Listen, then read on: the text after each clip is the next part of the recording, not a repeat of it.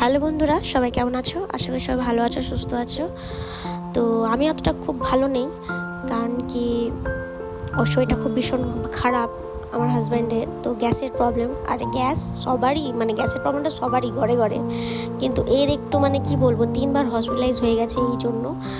আর এখানে কোনো কিছু কাজ হচ্ছিল না, কোনো ওষুধে 3 মাস হয়তো ওষুধ খাচ্ছে, ঠিক থাকছে, আবার যেখানে বন্ধ হয়ে যাচ্ছে ওষুধ, আবার সেই কাশে আবার মানে বমি ভাব, খিদে লাগলে হয়, খারাপ লাগে, শরীরটা উইক করে দেয়।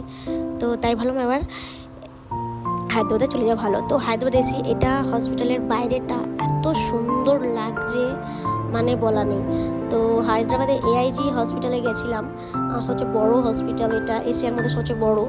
আর বিশ্বাস করবে না, ভেতরটা এত সুন্দর, মজা, আমি কোনো মলে ঘুরতে এসেছি বা কিছু এসেছি।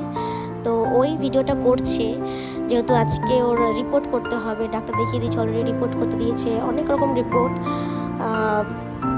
সেই জন্য। আর আর একজন ফ্যামিলিকে সাথে থাকতেই হয়। তো এমনিতেও শরীরটা খারাপ, বললাম না একবার একটুখানি টাকা লাগলে কি হবে, কিন্তু গিয়ে ভালো করে চিকিৎসা করালে খুব ভালো হবে।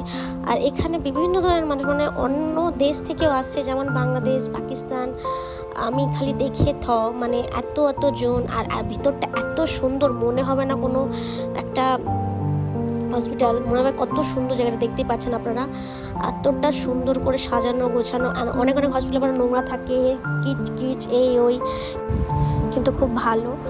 তো দেরি না করে আজকে ওর রিপোর্ট আছে সকাল সকাল। এখানে সকাল থেকে কাজ স্টার্ট হয়ে যায়, মানে সেই ভোর 6 থেকে লাইনে দাঁড়াও, মানে সারা দিন রাত এখানে মানে পেশেন্ট আসছে যাচ্ছে, নাম লেখাচ্ছে, আর সবসময় মানে অ্যাভেলেবেল ডাক্তার, মানে যখন কিছু, মানে সারা দিন রাত খোলা। তো আর রিপোর্ট করতে সেই সকাল 6টায়, 2 দিন হয়ে গেল। তো প্রথম দিন রক্ত রিপোর্ট হয়ে গেছে, আজকে এমআরআই করাবে, তো সেই জন্য সকাল চলে গেছে ও। আর ভেতরটা দেখতে পাচ্ছেন কতটা ভালো। আর এবারও উপরতলায় যাবে যেখানে এমআরআই করায়।